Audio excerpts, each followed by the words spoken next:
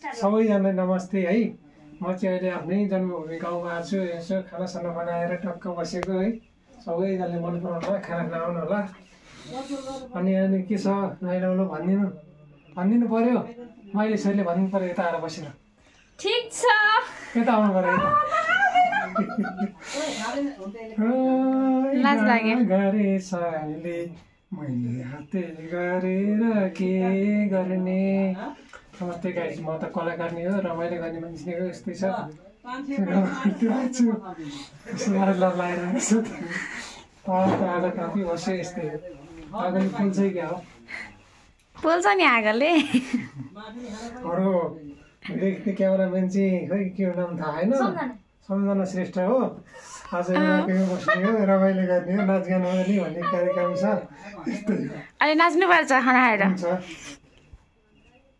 मैले अस्ति नै गीत पनि गाएको थिएँ, तपाईँले हेर्नु होला। फेरि पनि गाउने छु। अब के गर्ने, माया गर्नु होला। आफ्नो जन्मभूमि रमाइलो